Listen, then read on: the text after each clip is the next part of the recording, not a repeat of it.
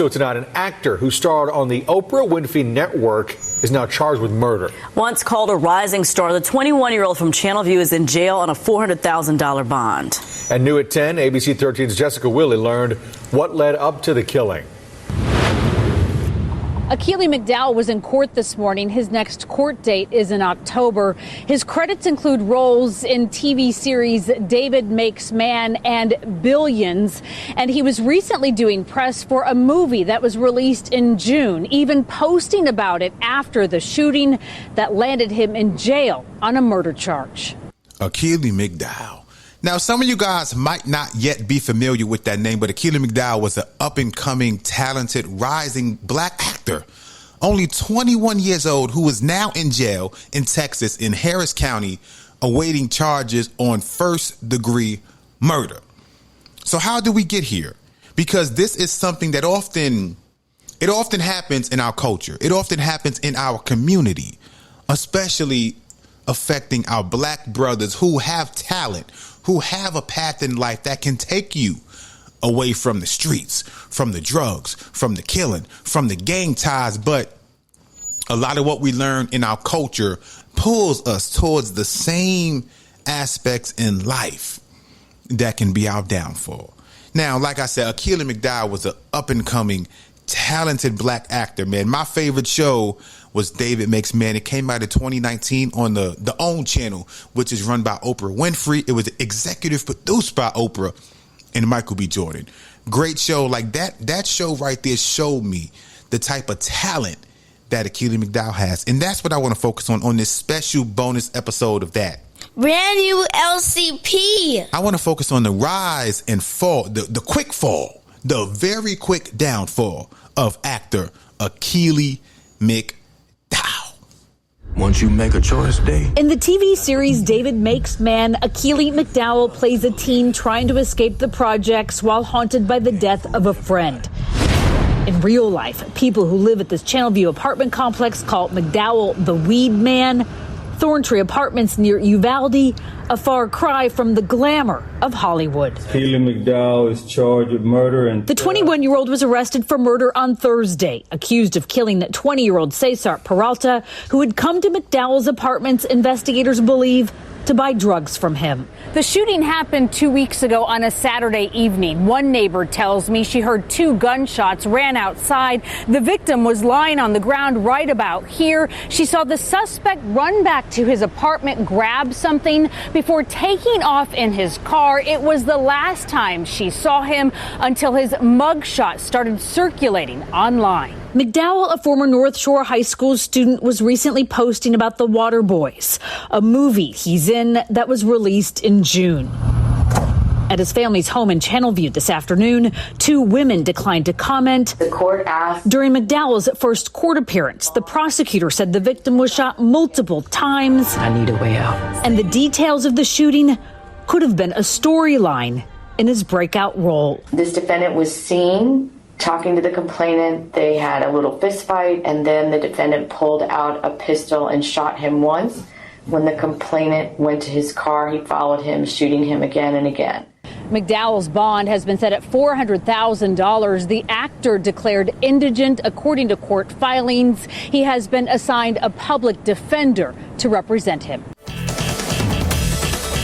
Talk about a fall from grace, man. From being on red carpets next to Oprah, from being on, talk shows during the day, high profile talk shows, talking about your roles. Like I said, he has an upcoming role in a movie that I was excited to see, and I'm probably still going to watch. He has the starring role in Waterboys, which features Quavo and Lala. Man, this man has worked with Felicia Rashad, Oprah Winfrey. He's worked with so many high profile, prominent people. And to simply have that going for yourself, but to give all that up to become a drug dealer, man, it's something that has to be studied. And why so many, young black men make it out, like everybody who wants to be an actor, a rapper, a ball player, they cannot accomplish that goal. Like that is something that in our culture, it's pushed on us. Hey, you go rap. Hey, go play ball. Hey, try to be a superstar. And we try to do those things, but sadly, a lot of it falls back on us. A lot of the things that we like, sometimes you can try to run so far from certain aspects in life, like drug dealing, from gangs. But as you run, a lot of time those things run behind you, and you have to be strong enough to persevere. You have to be strong enough to get away from that. Because like I said, man, I love that show, David Makes Man, so much. I told my friends to watch it. I told my sister to watch it. And I told my sister a month ago when news broke, I'm like, Akili McDowell, the rising star from that show I told you to watch, David Makes Man, he was arrested for murder, man. And it shocked her too, the same way it shocked me, man, because like going back 5 years ago, I believe I seen him on KHU in Houston, where he spoke about David Makes Man. And that was like my first introduction into who he was as a person, hearing him speak and hearing his tone.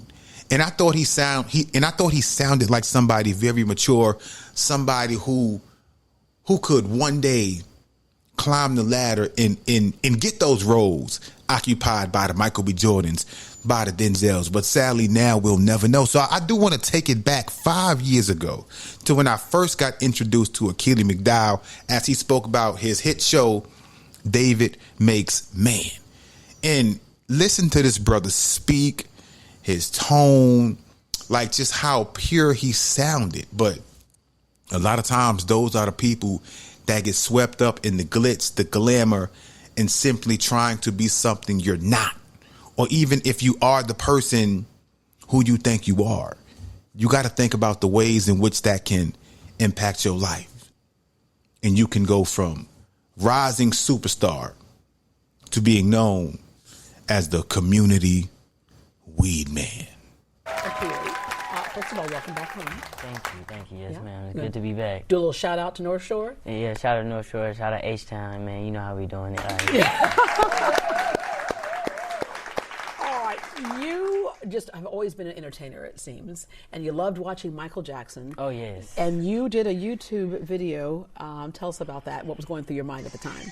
With me growing up, I always looked up to Michael Jackson. The way his dance moves, the way he sings, his notes, everything about him. I just wanted to be a young Mike back then. You were kind of well on your way there, figuring it out. Like you're studying it. When I knew like every beat, every move. I always knew I wanted to be an artist. Yeah. Yeah. Not only a dancer and music, but you. I wanted to say I'm everywhere. He was climbing to new heights right there, right? Yeah, because he did that in the music video, so I was a reflection of Mike back then. Yeah, but you also would watch people acting because you thought that's what you would like to do. You would watch the Disney Channel. Yes, ma'am. And one day you made the declaration to your mama. What'd you say? Oh, yeah. First, I was around 9 years old. Me, my sister, and my mom. And we also had a Boston Terrier named Sugar at the time. Mm-hmm. Yeah, so we was watching That's So Rave, and I just loved her brother. He was just so energetic, and like, he was just so full of energy. I could see myself in that character. So then I had begged and pleaded to my mom to please start me in acting at 9 years old. Yeah, you said I can do this. Yeah, I knew I wanted to be an actor. And then she was like, all right, we're going to do this, but hey, boy, don't waste my money. Yeah. and you did not waste her money. Your first gig that you landed was a commercial with NFL legend Emmitt Smith. Yes, ma'am. It was really crazy. Because I'm a big fan of football as it is, growing up in Texas. Everybody loves football. Everybody plays football, so. Yeah. Well, we see something like a 30-second commercial. Mm-hmm. We think it's 30 seconds. It takes much longer to do something like that. So what was that like to actually act for the first time? I was really, starstruck because it was Emmitt Smith at the end of the day. But really, I always, ever since I was young, just come in prepared. Yeah. Okay, well, you came in prepared, landing the starring role in David Makes Man. Yes, ma'am. We've seen a lot of the previews right now. Mm-hmm. Okay, so you're back home, and so are you having a whole bunch of extra family members calling you? Like when I say extra, they're not related to you, but they claim they are? Of course, there's some of that here and there, but it's cool, I guess. And the girls you may have had a crush on back then that didn't give you the time of day, but now all of a sudden they just hi. Right? It's crazy. It's crazy. What keeps you grounded right now? Really my mother, my family, my brother, my siblings, they just remind me to keep being myself. Yeah. All right. David Makes Man. Give us the plot of this. Okay, so David Makes Man is a 14-year-old prodigy, and he grows up in the inner city of Miami, Florida. And he has to choose between the neighborhood that raised him or a higher form of education. And there's people there to throw him off track, and he has to use the power of imagination in order to survive. Yeah, and what it's going to do is reflect a lot of situations that all of us are going through at some point in life, having to make those tough decisions, Yes, right? at an early age. Yeah, and part of coming of age is what's going to happen there. Yes, ma'am. All right, when you are doing a series like this, it brings with it a certain amount of responsibility. Yes, ma'am. What is it you hope to do with this role? I really hope to just be a voice for the Davids of the world. You know, somebody that feel like it's not okay to cry. I want you to know that it is okay to cry as a young black man out there in the world. Take us back to this tryout that you did, because you have some pretty picky people that were going to decide who got what, Oprah being one of them, Yes, right? It was really just amazing. All right, so I sent in the sub-tape from Houston, of course, and I got to call back to Atlanta, and then I got to L.A. I was like, man, I got to bring this home now. I'm out in L.A. It was my first time being in L.A., so I was super nervous, and when I got in the room, it was Dee Harris. She's like one of the few black showrunners in the business, and Tarrll McCraney, who also wrote Moonlight. So that was amazing, and I was just nervous, and I was kind of tense at first, but he just told me just let it go, and I did, and here we are. Yeah. Why do you think you got this role? Really because I really put myself into David. I saw myself a lot in David, also me being raised with a single mother, and how he always wanted to be there for his family and really just be the backbone for his mother, so I could relate to him in so many ways, and I really just put myself in that character. I became David in that moment. You seem to have such a good sense of yourself, and I think that sincerity is also what we see through the screen. Yes, ma'am. And so what is it that you can attribute that to? You said being raised by a single mom, and I know she was probably stretched all kind of ways, but she always had time for you. Yes, ma'am. Me and my siblings, you know, her always working multiple jobs, trying to provide us with everything I need, and I just never wanted her to have an extra problem with me. I always want to be the best I can be in anything I do, so she, like, if she didn't have to worry about nothing, she didn't have to worry about me. Yeah, wow, that is so sweet. Okay, you have your own sense of style. We were talking about that a little bit earlier. You got your air-conditioned jeans on, because in Houston you got to wear air-conditioned jeans. Yeah. What are some of your other dreams that you would like to accomplish? Like you said, I'm very into fashion, but I love acting. I love screen. I would love to do, you know, a blockbuster of some sort, you know, more television, and continue with this story. Yeah, and also you do a little freestyling too. So music, you know, we take you back to the Michael Jackson thing. You love, you know, dancing and singing. So you got a little freestyle for us? Every now and then I do my thing a little bit. So I don't know. You got a little something for me right now? Let me see. I'm chilling on the show. Yeah, I'm on TV. Shout out to my mama. Yeah, she the one that made me. You know, just a little nice. Debbie D, and I want you to know that I'm so glad that you came to our show. Yeah. I like Akili, and I hope Akili also likes me. Yeah. Because I need him to call Oprah for me. No. Akili, we wish you the best of luck. Yes, you know, the world is open to you. Thank you for coming by. Thank you for not forgetting about home. Yes, and a shout out to all your North Shore friends there. Yeah. Shout out to all my North Shore boys. You know how we coming. We coming for that state championship again. One game at a time. Yeah, because you played football, didn't you? Oh, yes, ma'am. Yeah, but when they won the championship, I was doing the show, unfortunately. Yeah, you're busy working. He had a job. And sadly, as you guys can see, that was my intro to Akili McDowell. And you guys can see, listening to him talk about his life, his upbringing, how he had a single mom, and he said out his own mouth, you know, my mom went through so much, she did so much. My only goal was to try to make sure that I was not a burden or problem to her. And 5 years later, that same young man is in jail for murder. So I want you guys, if you have not, to go. I believe David Makes Man. I believe now it's streaming on Max. Go to Max, type in David Makes Man, and watch those 2 seasons of that show. He is the lead star, David, and you guys can see how much talent he had, because who knows, maybe he'll get out one day. But I do want to say rest in peace to the victim who was murdered due to his senseless act, because that's the person we can't forget about, because Akili was the actor, so he's the person that's going to get the screen time. He's the person that's going to get the news coverage, but somebody lost their life in the commission of his crime. So rest in peace to him. Much love to him and his family. And I wanted to have this short bonus episode to show you how quickly things can turn from great to bad.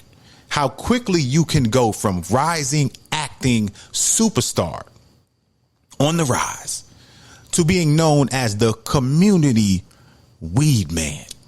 So out there, if you have a dream, you have something you want to focus on your dream. Don't let nobody in the neighborhood, friends with bad intentions, or even simply the urge to have more money.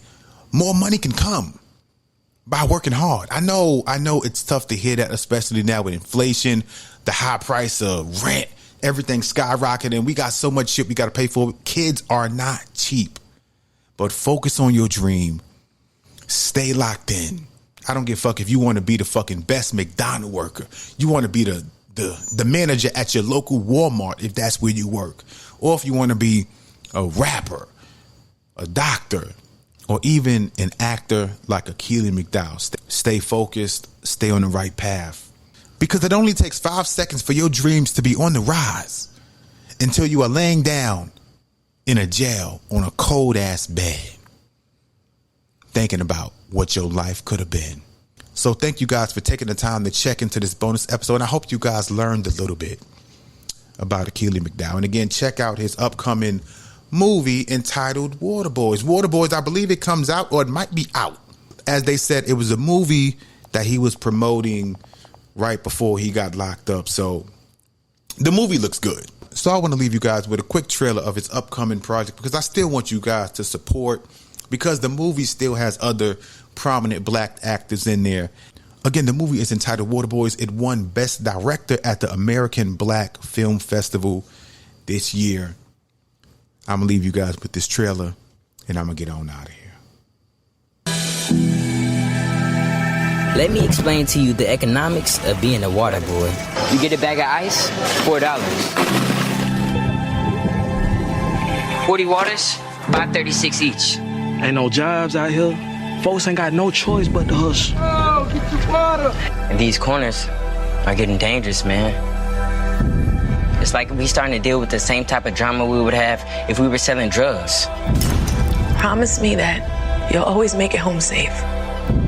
Mom, I told you, I want to get us out of here. I keep telling y'all we need a fight. We're not getting guns. If you live by the gun, you die by the gun. What is your end game, man?